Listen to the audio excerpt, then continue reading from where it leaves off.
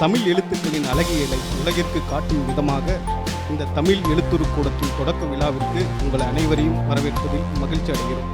இந்த வரலாற்று சிறப்புமிக்க நிகழ்விற்கு முறையாக வரவேற்புரையும் விருந்தினர் குறித்த சிறு அறிமுகமும் தமிழ் எழுத்துரு கூடத்தின் தேவை குறித்தும் எடுத்துரைக்க ரோஜா முத்தையா ஆராய்ச்சி நூலகத்தின் இயக்குனர் முனைவர் சுந்தர் கணேசன் அவர்களை அழைக்கிறோம். அனைவருக்கும் வணக்கம். ரோஜா முத்தையா ஆராய்ச்சி நூலகம் இது வரைக்கும் புத்தகங்களை சேர்த்து வைக்கிறது, பாதுகாக்கிறது, அது ஆவணப்படுத்துறது, அப்புறம் ஆராய்ச்சியாளர்களுக்கு உதவுறது, இந்த மாதிரி பணிகள் எல்லாம் செஞ்சுட்டு வந்திருக்கோம்.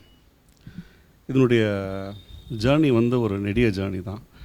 1994 துவங்கப்பட்டது தான் ரோஜா முத்தையா ஆராய்ச்சி நூலகம். சிகாகோ பல்கலைக்கழகத்தினுடைய உதவியோடு அமரர் ரோஜா முத்தையாவுடைய தனிநபர் சேகரிப்பை கொண்டு சென்னையில் வச்சு இந்த பணிகளெல்லாம் தொடங்கினோம். மெல்லமாக எல்லாத்தையும் கேட்டலாக் பண்ணி, எல்லாத்தையும் ப்ரிசர்வ் பண்ணி, எல்லாத்தையும் ஆவணப்படுத்தி இங்கே வச்சுருக்கிறோம். உலகத்தில் இருக்கக்கூடிய பல்வேறு தமிழியல் ஆய்வாளர்கள் இங்கே இந்த நூலகத்தை பயன்படுத்திக்கிட்டு இருக்காங்க. தொடர்ந்து ரோஜா முத்தையா நூலகம் பல்வேறு பணிகளில் ஈடுபட்டுருக்கு. ஆவணப்படுத்தலை தாண்டி 2 ஆய்வு மையங்களை நிறுவியிருக்கு. ஒன்று சிந்துவெளி ஆய்வு மையம், திரு ஐராவத்த மகாதேவன் ஐயா அவரோட ஆலோசனையின் பேரில் துவங்கப்பட்டது. அது இப்போ அதுக்கு மதிப்பூர்வ ஆலோசகராக திரு ஆர் பாலகிருஷ்ணன் அவர்கள் இருக்கிறார். அதை தொடர்ந்து centre for study in public sphere அப்படிங்கிற ஒரு ஆய்வு சென்டரையும் நாங்கள் தொடங்கியிருக்கோம். அது திரு ஏஎஸ் பன்னீர்செல்வன் அவர்கள் அதுக்கு தலைமை வகிக்கிறார். ஸோ இது ஒரு பக்கம் ஆய்வுகள், ஒரு பக்கம் ஆன்டிக்விட்டியை ரிசர்ச் பண்ணுறது, இன்னொரு பக்கம் மாடர்னிட்டியை ரிசர்ச் பண்ணுறது. அது இல்லாமல் மாதம் ஒரு முறை கூட்டம், என்டோமென்ஸ், லெக்சர்ஸ், செமினார்ஸ் இதெல்லாம் தொடர்ந்து பண்ணிகிட்டே வந்தோம். இப்போது இன்னொரு மைல்கல்லாக இந்த தமிழ் எழுத்துரு கூடம்னு ஒன்று நாங்கள் இப்போ நிறுவியிருக்கிறோம். இந்த எழுத்துரு கூடத்திற்கு அதை இனாகுரேட் பண்ணுறதுக்கு தான் அவங்க எல்லோரையும் நாங்கள் இன்வைட் பண்ணியிருந்தோம். அதுக்கு எங்களோட மலேசியாவிலேருந்து முத்து நெடுமாறன் அவர்கள் வந்திருக்கிறார். அவர் இந்த துவக்க உரையாற்றுவார்.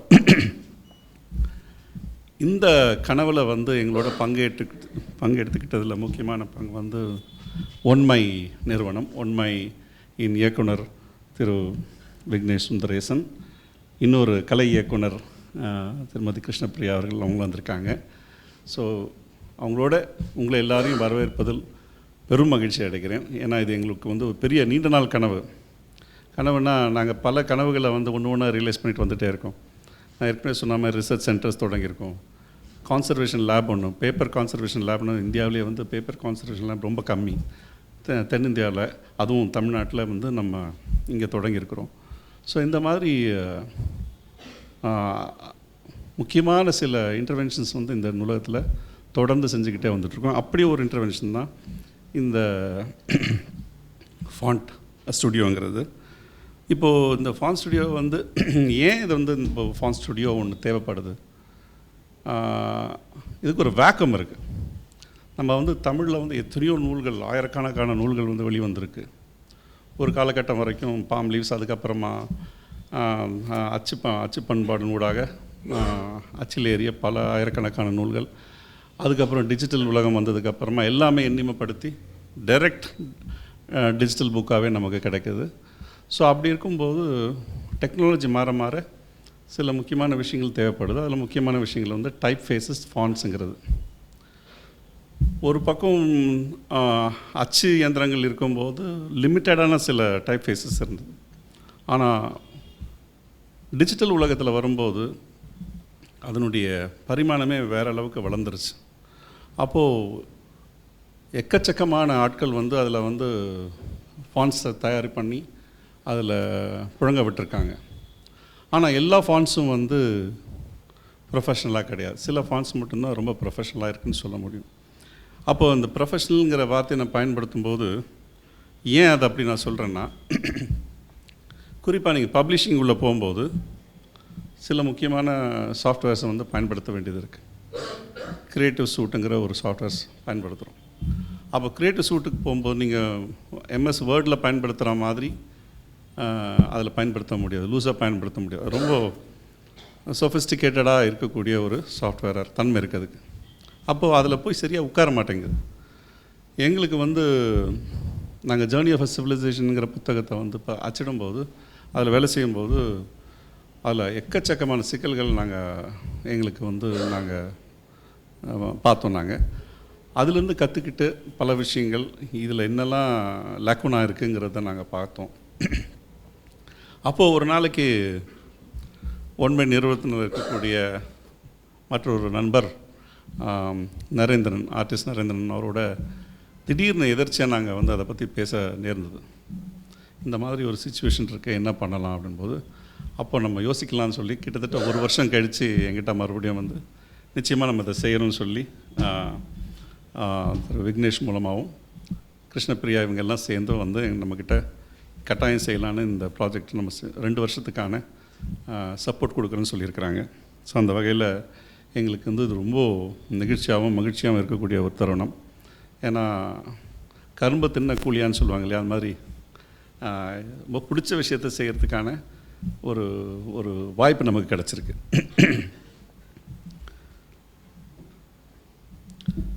தமிழ் எழுத்துருக்களில் வந்து நான் ப்ரொஃபஷனல்னு சொல்லும்போது 2 பார்ட் இருக்குது. ஒன்று வந்து அதனுடைய ஃபங்க்ஷனாலிட்டி, இன்னொன்று வந்து எஸ்தட்டிக்ஸ். இப்போது ஃபங்க்ஷனலாக நிறைய ஃபாண்ட்ஸ் இருக்குது, படிக்க முடியும், வாசிக்க முடியும். ஆனால் அது அழகாக இருக்கா அப்படின்னா எல்லாமே அப்படி கிடையாது. ஒரே ஒரு உதாரணம் நான் சொல்கிறேன். இப்போ வந்து நாங்கள் ஃபேஸ் பண்ண இஷ்யூஸில் வந்து இப்போ ஒரு உயிர்மெய் எழுத்து இருக்குது. இப்போ மாவுக்கு மேலே ஒரு புள்ளி வருது. அதை வந்து ஒரு சின்ன ஃபாண்ட்டில் ஒரு 10 ஃபாண்ட்டில் 12 ஃபாண்ட்டில் நீங்கள் சைஸில் வைக்கும்போது அது சரியாக தான் இருக்குது. அதையே நீங்கள் வந்து 60 ஃபாண்ட்டில் வைக்கும்போது, சைஸில் வைக்கும்போது மா கரெக்டாக இருக்குது, அந்த புள்ளி எங்கேயோ ஓரமாக போயிடுது. இங்கே வந்து நீங்கள் என்டர் பண்ணும்போது இப்போ அந்த பேனர் இல்லை. ரோஜா முத்தியா ஆராய்ச்சி நூலகம் தமிழ் பண்பாட்டின் அடையாளம்னு பெருசாக ஒட்டியிருப்போம். நிறைய பேர் ஏன் இந்த இம்முக்கு மேலே புள்ளி இங்கே போயிருக்குன்னு கேட்பாங்க. அது நாங்கள் வைக்கல, சாஃப்ட்வேரோட தன்மை அது. ஸோ அதனால் இந்த மாதிரி விஷயங்களை நம்ம கையில் எடுக்கணும், சரி பண்ணணும் அப்படிங்கிறது. இதில் 3 வகையான நாங்கள் பிரிச்சுருக்கோம். ஒன்று வந்து இது ஒரு ஆவண காப்பகம். ஆவண காப்பகத்தில் ஆயிரக்கணக்கான பிரிண்ட் மெட்டீரியல் கொட்டி கிடக்குது. ஸோ அதில் நமக்கு வந்து என்னெல்லாம் பண்ணியிருக்காங்க ஏற்கனவே நம்மளுடைய முன்னோர்கள், அதிலிருந்து நம்ம எதெல்லாம் நல்லது எடுக்க முடியுங்கிறது பார்க்குறது. 2வது வந்து கையெழுத்து பிரதிகள். எல்லோருடைய கையெழுத்தும் வந்து ரொம்ப யூனிக்கான. ஸோ அந்த யூனிக்காக இருக்கக்கூடிய கையெழுத்தை வந்து எப்படி வந்து ஒரு ஃபாண்ட்டாக மாற்ற முடியும்? இப்போ ஃபாண்ட்டாக மாற்றணுன்னா அதில் உள்ள சிக்கல்கள் என்ன, அதை சரியாக படிச்சுட்டு சயின்டிஃபிக்காக அதை ஒரு ஃபாண்ட்டாக கன்வெர்ட் பண்ணுங்கிறது தான் எங்களுடைய நோக்கமாக இருக்குது. அப்படி நாங்கள் ஒரு வெஞ்சர் பண்ணது. ஆனால் அதை பற்றி மென்ஷன் பண்ணுறேன், ஆனால் இன்றைக்கி நான் இது வரைக்கும் அதை ரிலீஸ் பண்ணலை. அது வந்து கலைஞருடைய கையெழுத்து. அவருடைய 100ஆண்டு விழாவில் ஒட்டி அந்த ஃபாண்ட்டை செய்யணும்னு சொல்லி நாங்கள் வந்து அவருடைய கையெழுத்தை வந்து கிட்டத்தட்ட அவர் வாழ்நாள் முழுக்க இருந்த கையெழுத்து பிரதிகள் எல்லாத்தையும் எடுத்து ஆராய்ச்சி பண்ணி இந்த ஒரு ஃபாண்ட்டை நாங்கள் உருவாக்கிறோம். கிட்டத்தட்ட 20 ஃபாண்ட் உருவாக்கியிருக்கோம். முத்து நெடுமாறன், நம்ம RMRL டீம் எல்லாம் சேர்ந்து அதை செஞ்சோம். அது சிஎம் வந்து எப்போ டைம் கொடுக்குறாரோ அப்போ ரிலீஸ் பண்ணுவோம். அது வரைக்கும் காத்திருக்கணும். ஸோ அந்த மாதிரி கையெழுத்து பிரதிகள் நம்மக்கிட்ட நிறைய இருக்குது. இன்னும் மேலே இன்னொரு எக்ஸாம்பிள் சொல்லணுன்னா, புதுமை புத்தனோட கையெழுத்து, வள்ளலாருடைய கையெழுத்து, ஆர்டிஸ்ட் ஆதிமூலத்தோடைய கையெழுத்து, இதெல்லாம் வந்து ரொம்ப யூனிக்காக இருக்குது. இதெல்லாம் நம்மக்கிட்ட இருக்குது. இதெல்லாத்தையும் நம்ம மாற்றலாம், திருப்பியும் லைஃப் கொண்டு வரலாம். அதுக்கான ஒரு முயற்சியாக அதுக்கான ஸ்கோப் இந்த ஸ்டுடியோ நமக்கு கொடுக்குது. 3வது வந்து தமிழில் சில பேர் அங்கங்கே எக்ஸ்பெரிமெண்ட் பண்ண விஷயங்கள். அதாவது கலிகிராஃபிங்கிறது. தமிழுக்கு கலிகிராஃபி வந்து சில பேர் தான் ட்ரை பண்ணியிருக்காங்க. பெரிய அளவில் அது வந்து இல்லை. அப்படி இருக்கும் சூழ்நிலையில் வந்து கேலிகிராஃபிக் ஃபாண்ட்ஸ் வந்து கொண்டு வரலாம். அப்போது அதனோட நுவான்சஸ் என்ன மாதிரி அதுக்கு தன்மைகள் இருக்குது.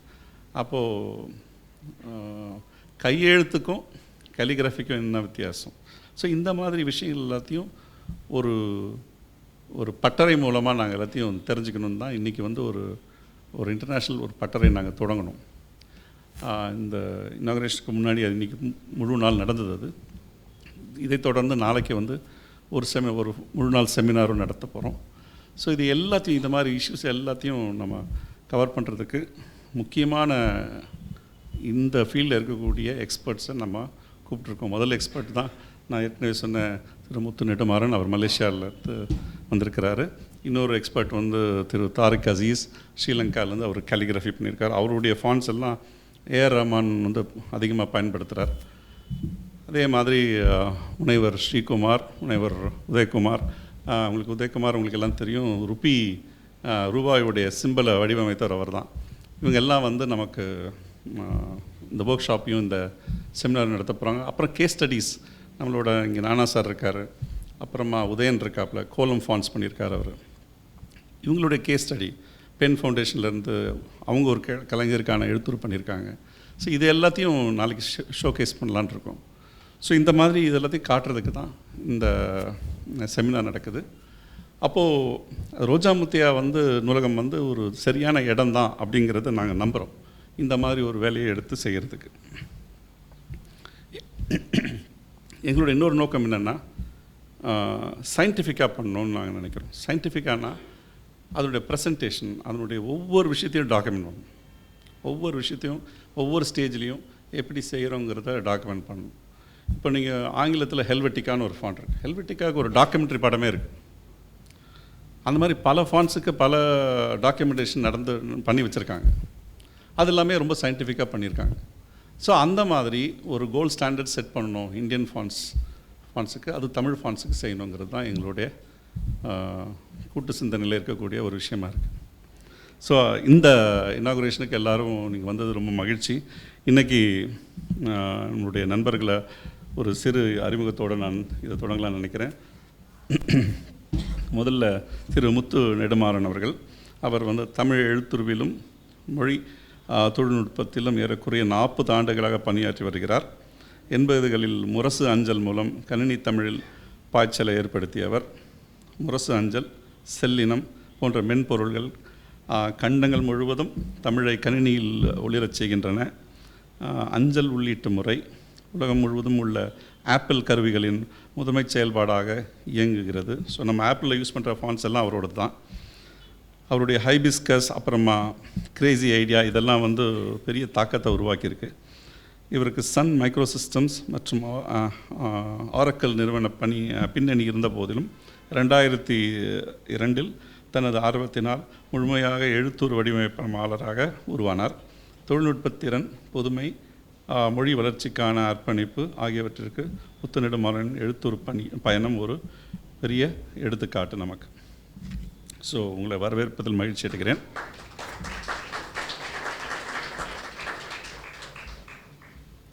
இந்த நூலகத்தோடு இணைந்து செயல்பட்டு வரும் இந்த ஒன்மை நிறுவனம் கலை படைப்புகளுக்கும் தொழில்நுட்பத்துக்கும் இடையிலான தொடர்புகளை எளிமையாக்கும் செயல்பாடுகளை மேற்கொண்டு வருகிறது. இந்நிறுவனம் கலைப்பயிற்சி, ஆராய்ச்சி, கலைச்சேகரிப்பு முதலியவற்றை விரிவுபடுத்தும் நோக்கத்துடன் இவற்றிற்கு இடையிலான பாலமாக அமைந்துள்ளது. இத்துடன் மற்ற நிறுவனங்களுடன் இணைந்து கூட்டு பணியை முன்னெடுத்து வருகிறது. அதாவது இப்போ ரோஜா முத்தியா நூலகத்தோட இந்த ஃபாண்ட்ஸில் அவங்க எக்ஸ்பெரிமெண்ட் பண்ணுறாங்க.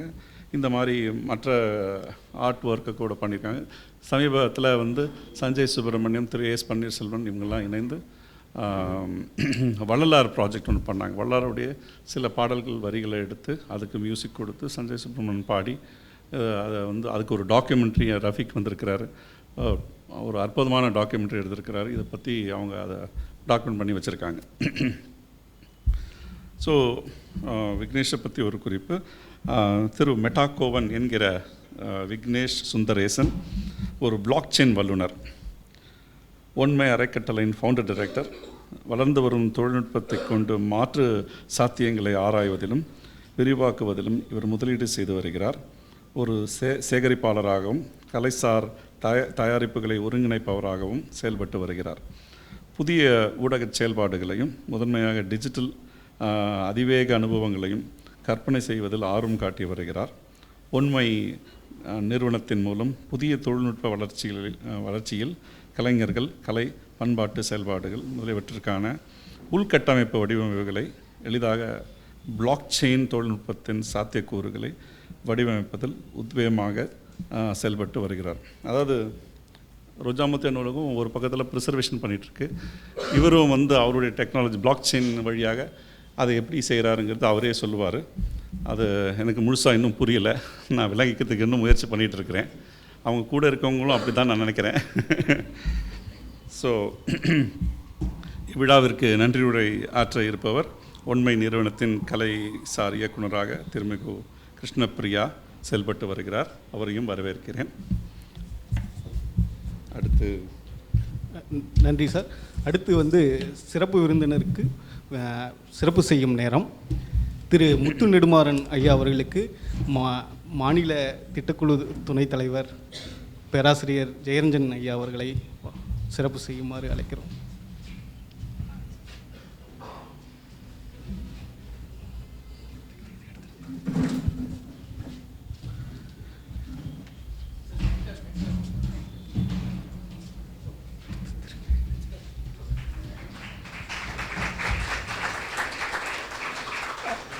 அடுத்து திரு தாரிஸ் ஹரிஸ் அவர்களுக்கு விக்னேஷ் சுந்தரேசன் அவர்களை சிறப்பு செய்யுமாறு அழைக்கிறோம்.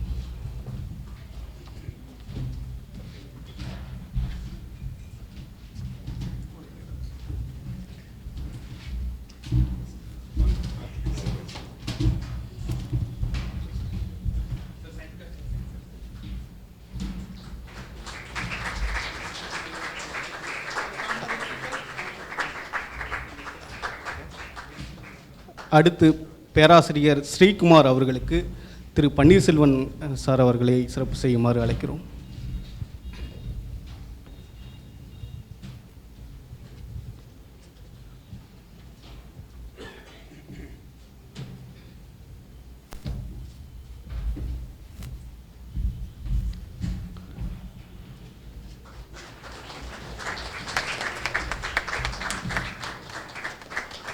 அடுத்து பேராசிரியர் உதயகுமார் அவர்களுக்கு திருமதி கிருஷ்ணப்பிரியா அவர்களை நன்றி செய்வார் அழைக்கிறோம்.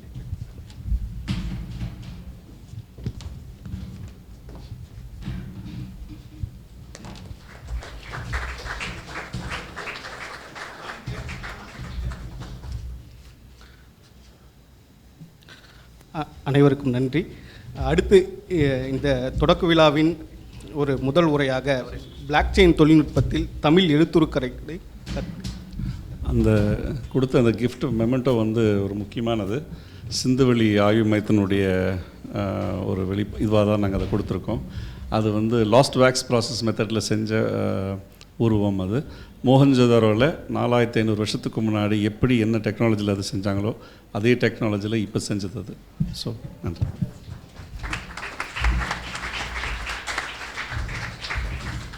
அடுத்து பிளாக் செயின் தொழில்நுட்பத்தில் தமிழ் எழுத்துரு கலையை கற்பனை செய்தல் என்ற தன்மையில் சிறப்புரையாற்ற திரு மெட்டாகோவன் என்ற விக்னேஷ் சுந்தரேசனை அழைக்கிறோம்.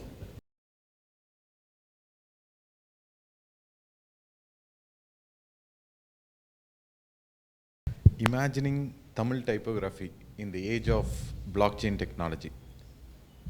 So before I dive into the topic, I'm Vignesh Sundaresan, founder director of Onemai Foundation.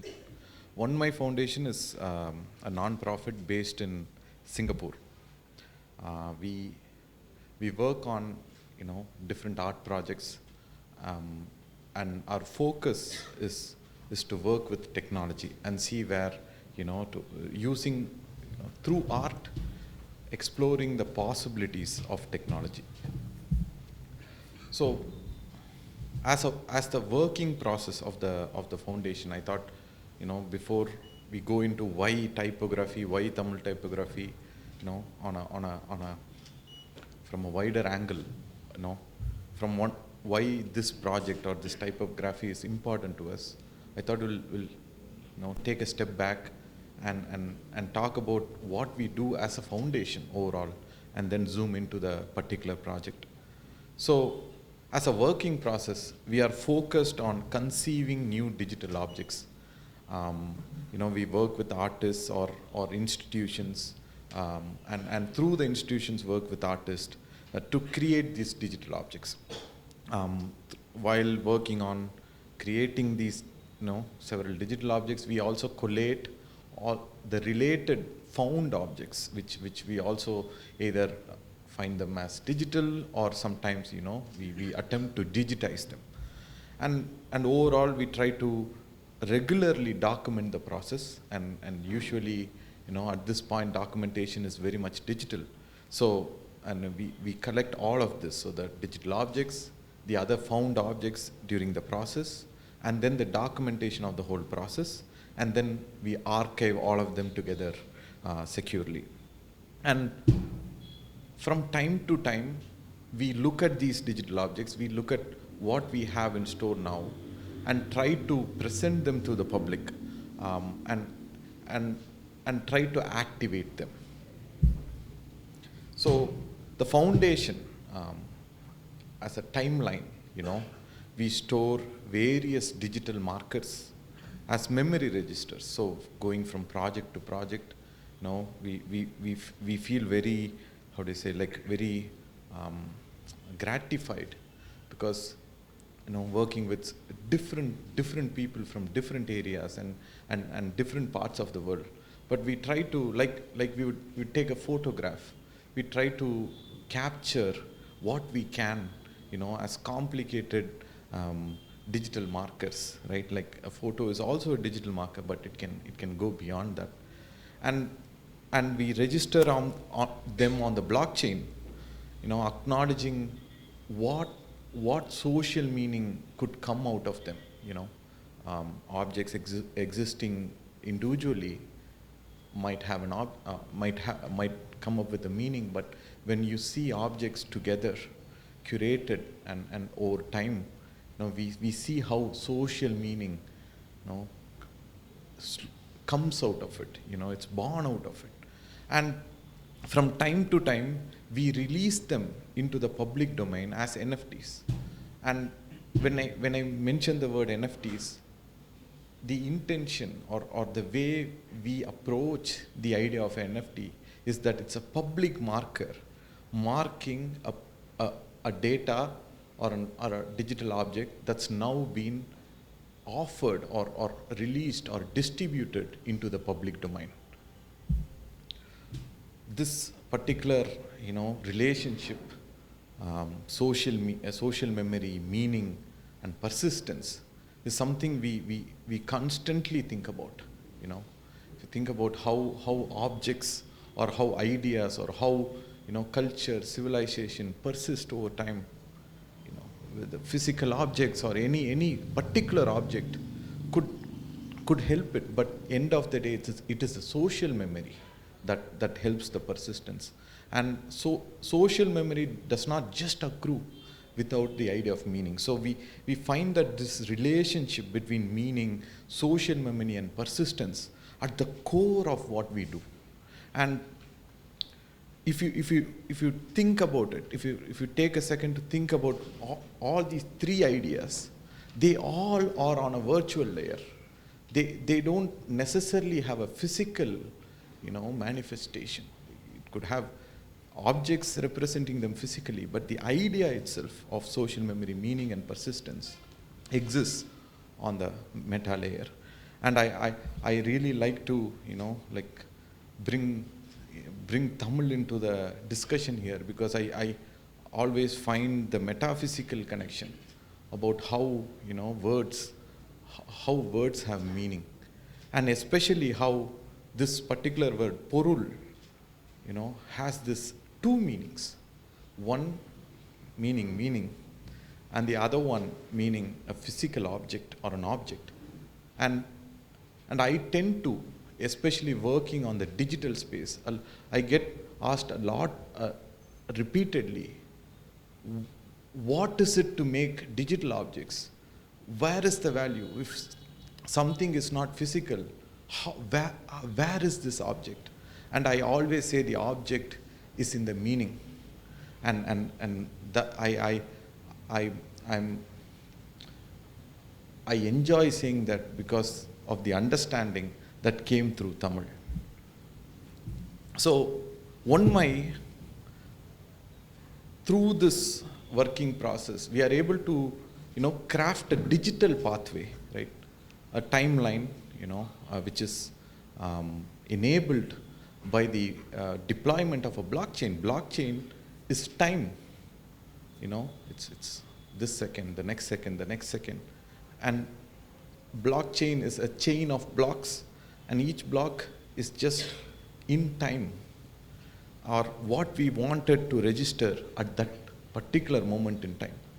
So we feel that this digital pathway is a very, very exciting way to think about our projects, because it allows us to work on various different digital objects which are generated through projects of varied nature.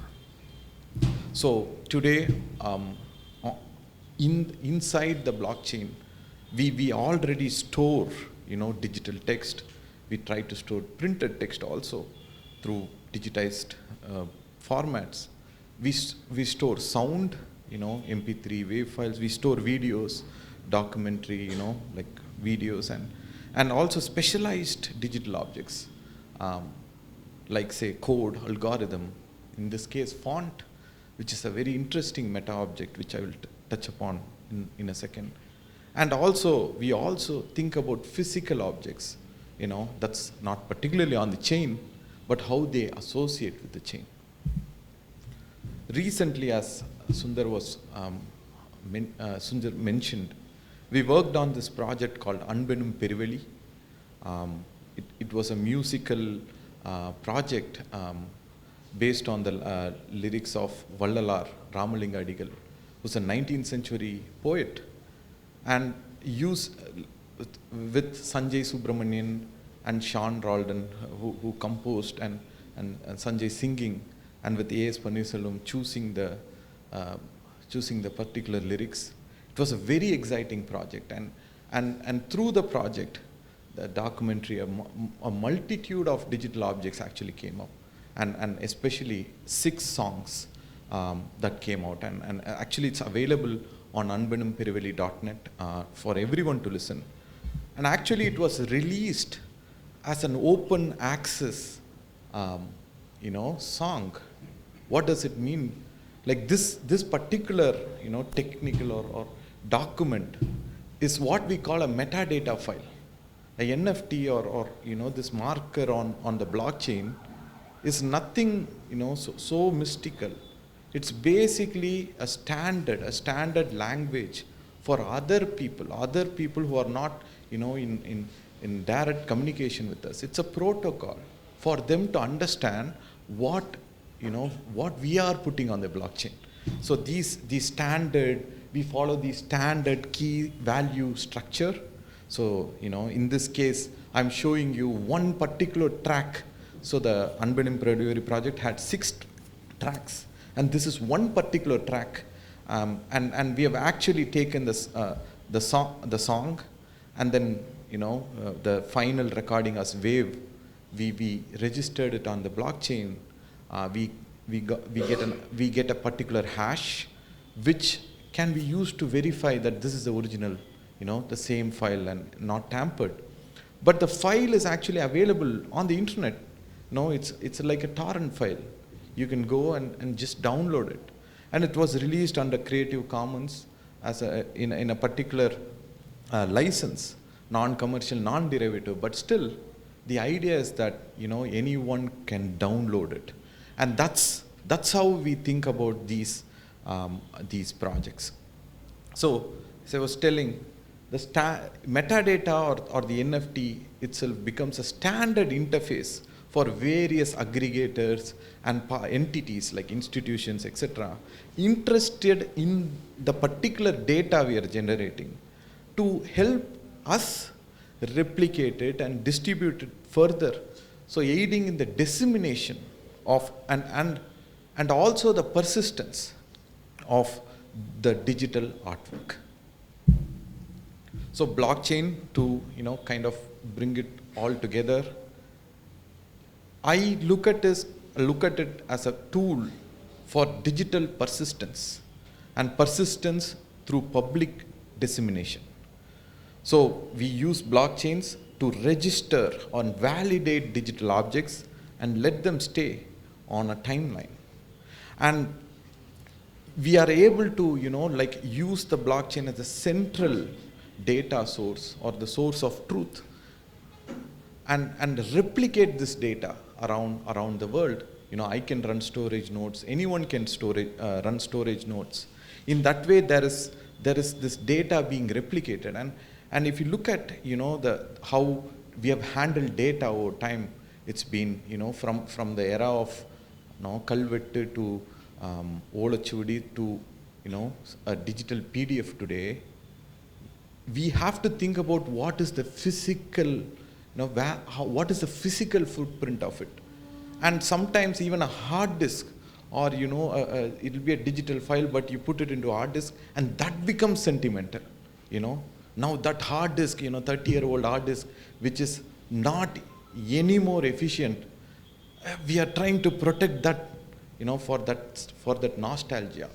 But what blockchain is able to do is to separate that layer. Hard disk is just a hard disk, and it allows us to always use the latest hard drive and easily port data into new forms of storage without the sentimental value accruing to the hard disk itself, right? And so there is sentiment value, but it because it goes in the virtual layer, it's much less footprint and much less cost, because we can take care of less things in the physical world. So we are able to go from self-storage all the way to public distribution of this data. So that's what is so exciting, the scale of what we can do. It can be one file that I store on my machine that could be on the blockchain to many people, thousands of people sharing the same file and seeding the file, so that there is this persistence that appears. And blockchain has a very interesting another feature, which is, because it's a timeline and it's recorded as a timeline, you are able to go back and look at what happened at a particular time, a particular point in time. And so it allows us to have a retrospective look at what was happening at a particular time. So we are still in the early phase, so there is not so much to revisit now, but I think in a few years this will all become interesting. And from another perspective, I think to think about the alternative economy in blockchains is also very important. And blockchain allows for the design of an alternative economy, not necessarily a speculative economy, which again blockchains are used for many purposes in the world. I look at it from a very specific point of view. And in this case, I see blockchain as a place or a common ground for different service providers, right? Like today data, for example, data storage is part of, some big tech companies. Like I cannot provide, even if I have, say, 10 TB of data, just lying around, I cannot, offer that service because it's all monopolized by a few tech companies. But what blockchain allows is, it democratizes this space and brings back the idea that you can have cloud services, but by different entities. It could be individual, it could be a small company, etc. And through the idea that there is cryptography, how do I trust some individual who's going to, who says he's taking care of my data in his hard disk, right? And that part is what is taken care by cryptography and encryption. So this technology, which in the last 20 years has, really changed the way, and we are able to use the internet because, we have, and we have any privacy we have on the internet exists because of these technologies, cryptography and encryption. And that is the same technology that goes into making sure that different service providers behave properly. So through that system, over time, we are able to contemplate about being data conscious, meaning What do I do with my own data? What is the data I generate? Where is it being stored? Who's offering that service? Am I paying someone? If I'm not paying someone, what is he taking from me without me knowing? So all these questions can now be asked because we have an option. We have the freedom to think about what we want to do with our data. And I think that's the important change, and that's where the economy also, starts appearing. And this is what, I see as Web 3, which is in Web 1 we could read. It's like a static page. You just go there, look at it, get the information. In Web 2, the users could contribute. The social media, the whole, for example, Instagram, Facebook, all these things. Is part of Web 2, which is where users can contribute or write to the system, and that's what is consumed by more users. So read and write. And Web 3 basically is read, write, and you take responsibility, because the internet is not free. It's very diabolical in the sense that it feels like it, but actually we should start taking responsibility, and that is what I mean by own. That is to take responsibility for our own data. So typography. So, to get into typography, I think about language and how even today as a technology, how much language is still relevant, right? We see so much. We see things are changing, evolving, so much in the world. But end of the day, language as a technology has always remained the bedrock of all of this. Even today, if you look at AI, the other name for AI is large language model. Without language, there is no AI. There is the whole structure of the society were built on language. And so language is a tool for translating, between meaning, sound, and visual. And long before digital technology, anything, think about how sound can be translated to visual, right? Like language can do that. When you write something, when you write car, now I'm making that sound ka, and I can write that sound, right? And in the same way, the meaning is conveyed through writing or through sound. So language became this very important starting point. And so through language, we could establish communication. Communication meaning we had to create cultural meaning, common. What is the common understanding of these sounds or these visual elements, right? And so they were used to convey simple ideas, but then using the same sounds, you are now able to convey new ideas and complex ideas. That is where language becomes very exciting. It's the same words, but new ideas, right? And specifically, written language has functioned as a very important, resource or important tool of transmission of knowledge over centuries. Starting from Kalvettu, going back even before that, in inscriptions in terracotta, etc.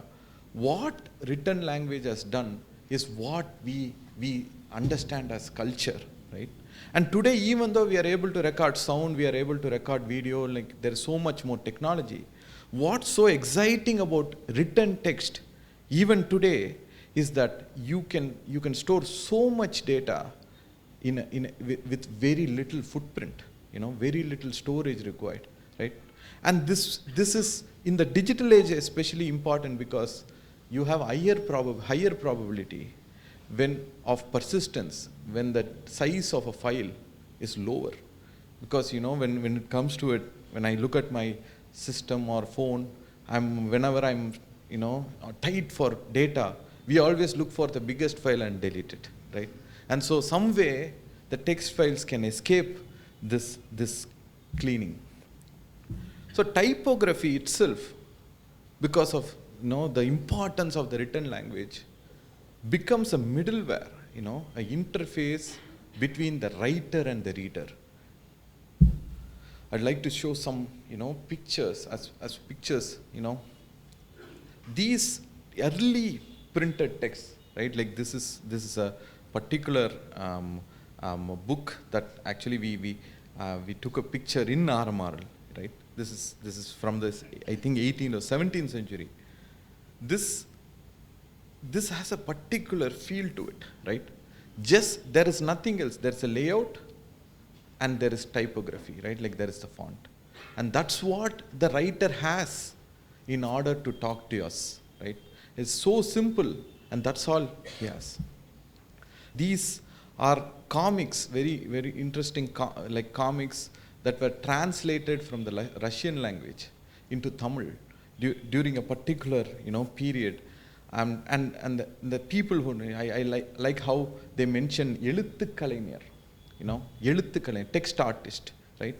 And the name is also a Russian name, right? I imagine whether, a Russian, took the time to understand Tamil typography and presented this book, right? And typography becomes very important here again. If you look at the, the layout, how typography itself becomes the image, right? And these are some, book, covers where text or the typography, the font, is the only tool they are using to convey, some particular aesthetic. And this particular publication, Wallis publication, which is based in Amsterdam, has been a very inspiring publication for me in the recent times. They use text typography as a very, very essential tool in their book preparation.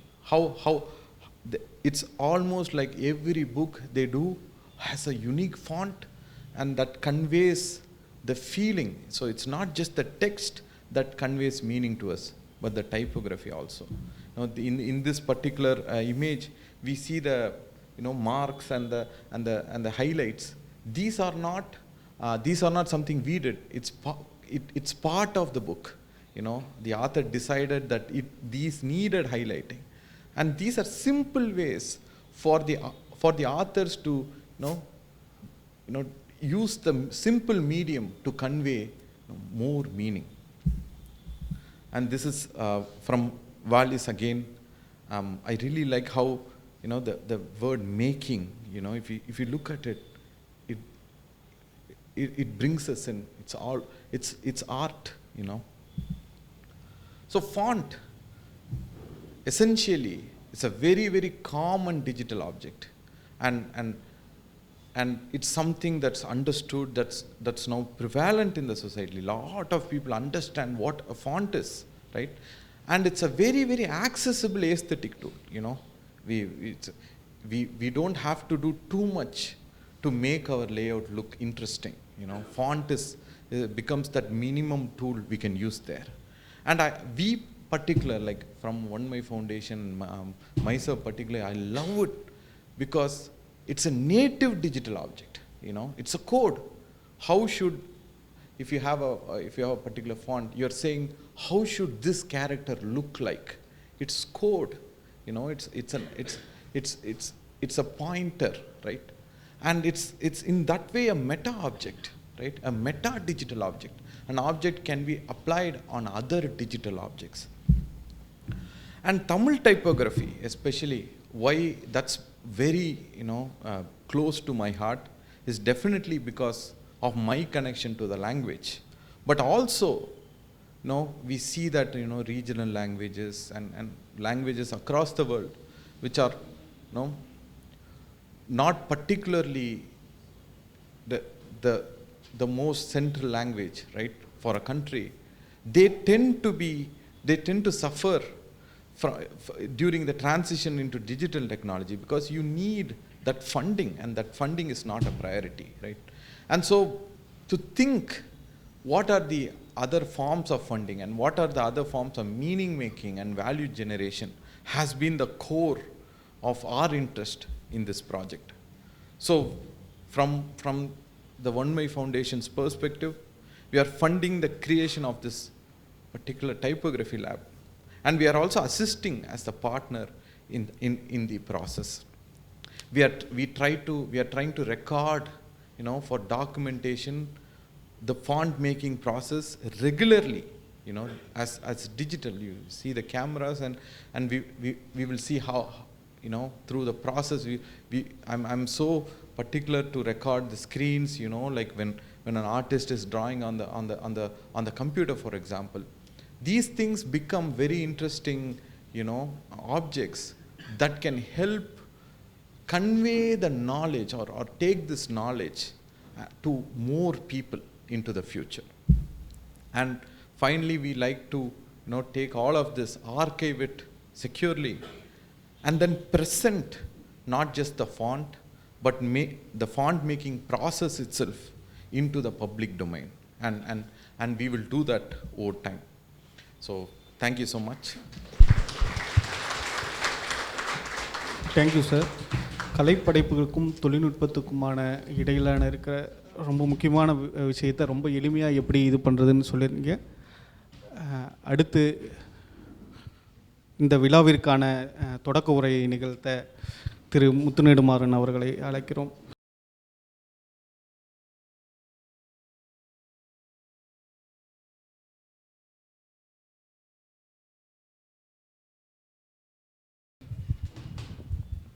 அனைவருக்கும் வணக்கம். இந்த எழுத்துருவாக்க பணி வந்து மிக நீண்ட ஒரு பயணம். அதில் பல படிநிலைகளை கடந்து வந்திருக்கின்றேன். ஆர்வத்தின் பேரில் தொடங்கிய காலம் ஒன்று, அழகு சேர்க்க வேண்டும் என்று அணுகிய காலம் ஒன்று, வாழ்க்கைக்கு தேவையான வணிக நோக்கம் சென்றது அடுத்த ஆண்டு, இப்பொழுது தமிழுக்கு இது மிகவும் தேவை என்று விரிவாக்கம் செய்ய உதவுவது இப்போது இருக்கின்ற படிநிலை. பல நண்பர்களோடு பேசி கொண்டிருக்கும் பொழுது நாங்கள் சொல்லுவது என்னவென்றால், when you see a glossy printed material, இது போன்ற ஒரு நல்ல ஒரு glossy printed material பார்த்தோம்னு சொன்னால், why isn't Tamil in there அப்படின்னு கேட்போம். இதில் இருக்குது, நான் இது ரோஜா முத்தியா சொல்லலை, why isn't Tamil or Malayalam or Telugu or whatever language we speak, ஏன் நம்ம மொழி இங்கே இல்லை அப்படின்னு சொல்லி கேட்பாங்க. அந்த டிசைனரை போய் கேட்டோம்னு சொன்னால் அவங்க சொல்கிற பதிலும் வந்து மிகச்சரியான பதிலாகத்தான் இருக்கும். Because we can't find the fonts that match the English அப்படின்னு. ஏன்னா இப்போ நம்ம இருக்கிற காலம் சூழல் வந்து ஒரு மொழியோடு மட்டும் நம்ம இல்லை. தமிழ்நாடாக இருந்தாலும் சரி, எங்கள் நாட்டில் சொல்ல வேண்டியதில்லை, மலேசியா சிங்கப்பூரில் சொல்ல வேண்டியதில்லை. நாங்கள் 4 மொழியை சூழலில் வாழ்கிறவங்க. அதனால் பெரும்பாலும் 4 மொழி இருக்கின்ற பதாகைகள், பேனர்கள், இது போன்ற கையேடுகள் வந்து 4 மொழியில் இருக்கும். ஆனால் இங்கே குறைந்தது 2 மொழியாவது இருக்கும் இல்லைங்களா? லாட்டின் எழுத்துக்களை கொண்ட ஆங்கிலமும் தமிழும் இருக்கும். வணிக நோக்கம்னு சொன்னால் பெரும்பாலும் ஆங்கிலத்தில் செய்வாங்க. அதை ஏன் தமிழில் போடலைன்னு சொன்னால், அதுக்கு ஏற்ற ஆங்கிலத்துக்கு போட்டுட்டோம், அதுக்கு ஏற்ற தமிழ் எழுத்துரு இல்லை. தமிழ் எழுத்துரு போட்டோம்னு சொன்னால் ஆங்கிலத்தினுடைய அந்த அழகு குலைஞ்சு போயிடுன்னு சொல்லி தமிழ் போடலை அப்படின்னு சொல்லிட்டு ரொம்ப எளிமையான பதிலை சொல்லுவாங்க நமக்கு. அவங்களுடைய ஆதங்கம் எனக்கு புரியுது. ஏன்னா கலை என்பது layout is also an art இல்லைங்களா? அவ்வளோ அழகான சீனத்தில் வந்து ஒரு நல்ல பழமொழி இருக்குது, காலைல கூட சொல்லிகிட்டு இருந்தேன், ப்ரோவர்ப் இன் சைனீஸ். சீனம் உங்களுக்கு தெரியும், சீன மொழியில் வந்து ஒருமை பன்மை கிடையாது, ஆண்பால் பெண்பால்லாம் கிடையாது, எல்லாம் ஆப்ஜெக்ட்ஸ் தான் இல்லையா? எல்லாம் வந்து இடியோகிராம்ஸ் வச்சு தான் எழுதுவாங்க. பாம்பு என்பது நமக்கு என்னமோ அவங்களுக்கு வந்து ஒரு மிக இட்ஸ் அன் ஆஸ்பீஷியஸ் க்ரீச்சர் அவங்களுக்கு, சீனர்களுக்கு. இப்போ ஒரு பாம்பை வரைகிறதுன்னு சொன்னால் ரொம்ப அழகான ஒரு ஓவியத்தை வரைகிறதுன்னு பொருள். ட்ரா ஸ்னேக், ட்ரா லெக், இதுதான் அவங்களோட பழமொழி. இவ்வளோ அழகான ஒரு பாம்பை வரைஞ்சிட்டு காலை வரைஞ்சி அதனுடைய அழகை குலைச்சிட்டியே அப்படின்னு சொல்கிறது போல், இந்த லேஅவுட் வந்து ரொம்ப அழகாக பண்ணிவிட்டு அதுக்கு பொருத்தமில்லாத எழுத்துரு உள்ளுக்கு போட்டு அதை அழகை ஏன் குலைக்கணும் அப்படின்ற வாதம் வந்து நிறையா நடக்குது. It's a valid argument. நமக்கு ஏற்புடையதா இல்லையான்றது வேறு கேள்வி. நான் வந்து பல சிந்தனை எனக்கு இருந்தது. ஏன் வந்து தமிழில் வந்து இவ்வளோ அழகான எழுத்துருக்கள் இல்லை? தமிழ் மட்டும் இல்லை, பல மொழிகளில், இந்தியாவை பார்த்திங்கன்னு சொன்னால் பெரும்பாலான மொழிகளில், எல்லா மொழிகளும் எழுத்துரு பண்ணுறவங்கள பலர் இங்கே இருக்கோம். அவங்கள கேட்டால் சொல்லுவாங்க. அதுக்கு காரணம் அந்த எழுத்துருவாக்கங்கள் மட்டும் இல்லை, அதை படிக்கிறவங்க கூட, அதை கன்சியூமர்ஸ் கூட கேட்குறதில்ல. காரணம் அந்த கல்ச்சர், அந்த பண்பாடு நம்மகிட்டே வளரல. முதல் எழுத்துரு உருவாக்கப்பட்ட மொழி தமிழ், எல்லாத்துக்கும் தெரியும் உங்களுக்கு. அந்த வடிவமைப்பு வந்து ஓலைச்சுவடியில் எழுதப்பட்ட எழுத்துக்களை கொண்டு தான் வடிவமைச்சாங்க. அதனால் ஓலைச்சுவடியில் எழுதின மாதிரி தான் இருக்கும். அந்த முதல் அச்சை பார்த்தீங்கன்னு சொன்னால் ஓலைச்சுவடியில் எழுதப்பட்ட எழுத்துரு மாதிரி தான் இருக்கும். எழுத்துரு தான் அது. தமிழ் எழுத்துக்கள், அப்போ உள்ள தமிழ் இலக்கியங்கள் எல்லாம் அதனுடைய கண்டென்ட்க்கு தான் முக்கியத்துவம் கொடுத்தாங்க. அந்த கவிதை வந்து ஓலைச்சுவடியிலேருந்து நம்ம மனதுக்கு ஏறணும், நினைவுக்கு போகணும், நம்ம அதை வந்து சுவைக்கணும், அதை வந்து we should enjoy the poetry. அது எந்த வடிவத்தில் எழுதினாலும் எந்த ஃபாண்ட்டில் இருக்குன்றதை பற்றி அவங்களுக்கு கவலை இல்லை. ஒரு ஓலைச்சுவடியில் ஒரு எழுத்தாணியை கொண்டு எத்தனை வடிவத்தில் எழுத முடியும் உங்களால்? எவ்வளோ அழகு நம்ம கொடுக்க முடியும் நம்மளால்? ஸோ அதனால் தொடக்க காலத்திலிருந்தே, இது என்னோடய தியரி, அது உண்மையுமோ தெரியல, அதுக்கு ஆய்வு செய்ய வேண்டும். தொடக்க காலத்திலிருந்தே இந்த எழுத்துரு வேறுபாடு இருக்க வேண்டும், தலைப்பு எழுத்து வேறு மாதிரி இருக்க வேணும், இது அந்த பணுவல் வேறு மாதிரி இருக்க வேணும் அப்படின்ற எண்ணம் வந்து நம்முடைய பரவலை. ஆனால் நூல்கள் வரும்பொழுது கூட நீங்கள் பார்த்தீங்கன்னா எல்லாம் டயக்ராம்ஸ் இருக்காது, ஒரே லேஅவுட். சென்னை புக் ஃபேருக்கு போய் நான் பார்த்தேன், பெரும்பாலான ஸ்டால்ஸ் போனேன், எல்லா புத்தகத்தையும் திறந்து பார்த்தேன். எல்லாருக்கும் என்ன நினச்சேன், திடீர்னு முத்துக்கு என்ன இலக்கிய ஆர்வம் வந்துருச்சா, படிக்க ஆரம்பிக்கிறாரா அப்படின்னு சொல்லிட்டு. ஆனால் நான் வந்து எழுத்துருவை தான் பார்த்தேன். ஆனால் எல்லாருமே ஒரே மாதிரியான எழுத்துரு தான் பண்ணிகிட்டு இருந்தாங்க. நம்ம எல்லாத்தையும் வந்து சேகரித்து அதை வந்து தொகுத்தம்னு சொன்னோமா ஒரு 4 எழுத்துரு கண்டுபிடிக்கலாம். 4 வந்து ஒரே வகையான எழுத்துரு, கொஞ்சம் சின்ன சின்ன வேறுபாடுகள் இருக்குமே தவிர ஒரே வகையான எழுத்துரு. மக்களிடையே அந்த டிமாண்ட், அந்த தேவை, அந்த கேள்வி, அந்த வேட்கை, அந்த தாகம் அவங்ககிட்ட இருந்து இல்லைன்னு சொன்னால் ப்ரொடியூசர்ஸ் ஒன் கேர் ஆல்சோ. இந்த சேஃப் ரவுட்னு சொல்லுவாங்க. இந்த நூலை வந்து இது வந்து ஒரு புனைவு நூல், அது வந்து ஒரு சிறுகதை தொகுப்பு அல்லது ஒரு நாவல் அல்லது ஒரு கட்டுரை தொகுப்பாகவே இருந்தாலும் சரி, இந்த எழுத்தில் போட்டோமா சரளமாக படித்து புரிஞ்சுக்குவாங்க, களைப்பில்லாமல் படிப்பாங்க. காலமும் இந்த எழுத்தை தான் நாங்கள் பயன்படுத்திகிட்டு இருக்கோம், யாரும் எந்த கம்ப்ளைண்ட்டும் கொடுத்ததில்லை, அதனால் இதையே தான் பயன்படுத்திட்டு போகிறோம்னு அவங்க சொல்லுவாங்க. So it is a commercial reason. Commercial அது போட்டால் தான் அந்த புத்தகம் விற்கும், அது போட்டால் தான் பார்ப்பாங்க அப்படின்னு சொல்லிட்டு. எக்ஸ்பெரிமெண்டல் டைப்போகிராஃபின்றது நம்முடைய வளரல. என்ன சார் ஒரு மாதிரியா இருக்குது அப்படின்னு சொல்லிட்டு. ஆனால் அந்த காலம் மாறுது. எங்களுக்கெல்லாம் இருக்கின்ற ஒரு பெரிய கொண்டாட்டம் என்னன்னு சொன்னால் அந்த காலம் மாறுது. இந்த டிஜிட்டல் ஸ்பேஸ், இந்த மின்னியல் உலகத்தில் வந்து அவ்வளோ பெரிய நாவல், அவ்வளோ பெரிய பணவல் வந்து படிக்கிறதுக்கான காலம் வந்து தான் வந்துக்கிட்டு இருக்கு.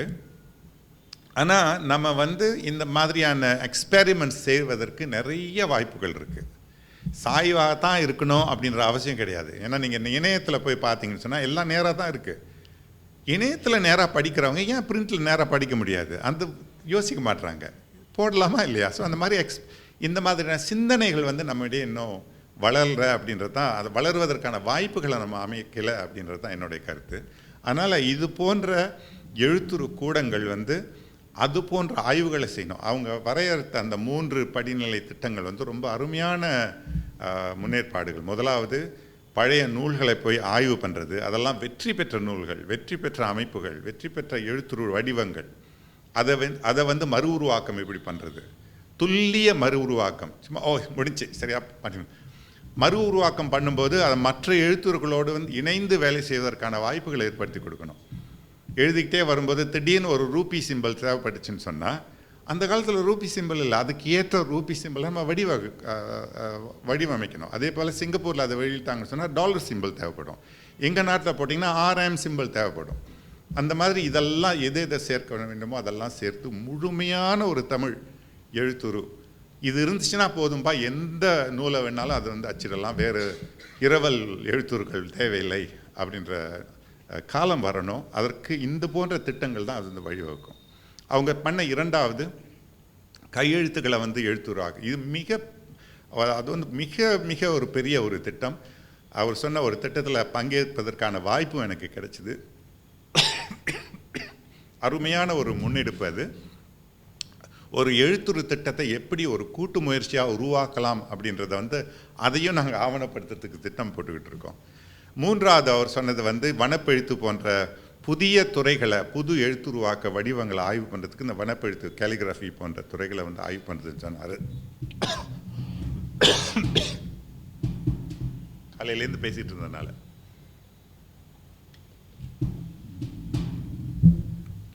இந்த திட்டங்கள்லாம் ஒன்று கூடுவதற்கு ரோஜா முத்தையா லைப்ரரிக்கு உறுதுணையாக இருக்கின்ற ஒன்மை ஃபவுண்டேஷனுக்கு நான் உள்ளபடியே நெஞ்சார நன்றி சொல்கிறேன். எழுத்துரு உலகத்தின் சார்பாக அவர்களுக்கு நன்றி சொல்கிறேன். நான் இது வந்து அவர்கள் சேர்வது வந்து மிகப்பெரிய ஒரு பணி. தமிழுக்கும் சரி, தமிழ் எழுத்துரு, தமிழ் கலை, தமிழ் வடிவமைப்பு, இதனோட வளர்ச்சி தான் தமிழோட வளர்ச்சிக்கும் இதனுடைய பங்கு இருக்குது அப்படின்றத அவங்க உணர்ந்து செய்கிறாங்க. அவர்களுக்கு நன்றி கூறி ரோஜா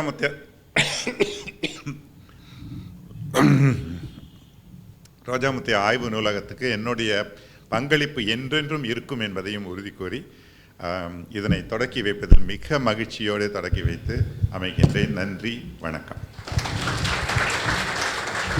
மிக்க நன்றி சார். இந்த விழாவிற்கு நன்றியுரை வழங்க ஒன்மை நிறுவனத்தின் கலைசார் இயக்குனர் திருமிகு கிருஷ்ணபிரியா அவர்களை அழைக்கிறோம்.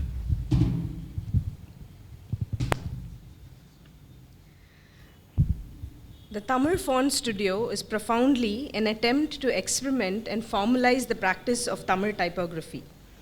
As a student of the College of Fine Arts, Chennai, we were manually taught to draw and design and develop fonts. Holding a 000 brush dipped in Indian ink, we had to draw an absolute straight line with the help of a scale. But of course, the scale was never kept flat on the paper. It was tilted and one side of it sharply pressed on the sheet, and it acted more as a support for the brush. Once the outlines were done, we had to fill the black ink evenly, and we had to compose the lettering manually on the given sheet of paper. This methodological practice was a continuation of a robust signboard writing professional practice that flourished in the cosmopolitan Madras cityscape and was taught in the art school. These trainings on small sheets of paper were followed further to train students in creative and highly skillful profession that many aspire to learn. This skill development was also in response to the painted advertisement hoardings exhibiting lifestyle products, film posters, and political publicities that were dominating the visual scape of the city. What I learned in art school was a reminder of the traces of this flourishing practice. Today, the art school no longer teaches lettering, as we used to call it. Our city skylines have fast changed, and the way we absorb text, typography, and images have also changed. The digital screen has shifted the way we create and see all of these. Artists, designers have always found a way to respond to the changing mediums, and many have adopted to technology.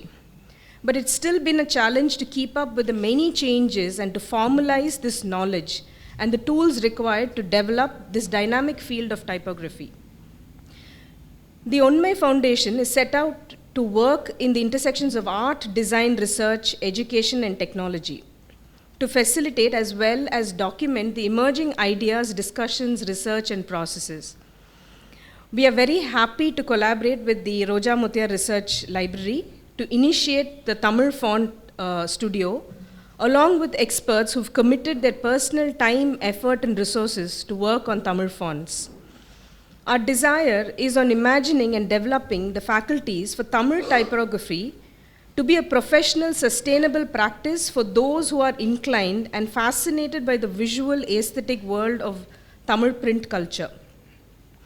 With that, on behalf of the Onemai Foundation, I would like to thank everyone who has been part of setting up the 2 days, workshop and seminar, all the speakers who will be sharing valuable research over the next day. I would really like to thank Mr. Muthu Nedumaran, founder of Murasu Systems, for contributing his significant knowledge over today and tomorrow, and also for being a mentor for this 2-year effort. His presence and knowledge is most valuable. I would also like to thank Mr. Tariq Aziz for facilitating today's workshop and sharing a very inspiring set of tools to navigate the multiple possibilities of expressing through Tamil typography. I would like to thank Mr. Sundar Ganesan, Director of the Roja Muthiah Research Library, for initiating and setting up the Incubating Tamil Font Studio, an idea that's transpired over many conversations between Narendran and Sundar, both passionate about type fonts. And lastly, I would like to thank Mr. A.S. Paneerselvan, Fellow of the Roja Muthiah Research Library, for being a mentor and support for all our efforts. I already feel that my thank you note is inadequate, as we are only at the very beginning of this project. I'm sure that there are many people who will be coming together during the course of this effort, and I would like at this moment also to acknowledge that we are already standing on the shoulders of giants who knowingly or unknowingly have contributed immensely to this field. I would like to take this opportunity to thank everyone who's worked on Tamil fonts and print culture before us, and for everyone who might be inspired to contribute to this collective effort moving forward. Thank you. Thank you. நிறைவுக்கு முன்பு தமிழ் எழுத்துரு கூடத்தின் தொடக்க விழாவின் சிறப்பாக அதை உருவகப்படுத்தும் விதமாக அதன் அழைப்புதலின் ஒரு புகைப்படம். அதை அழைப்பில் இதழோடு ஒரு புகைப்படம்.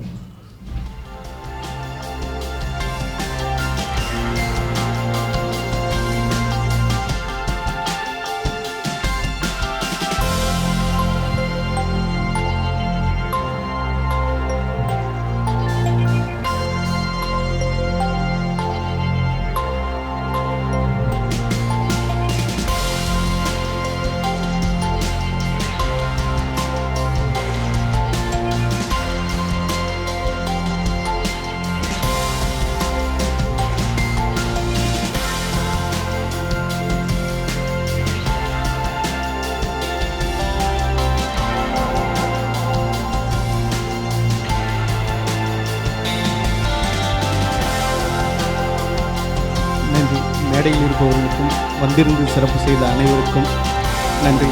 நிகழ்ச்சி நிறைவு பெறுகிறது.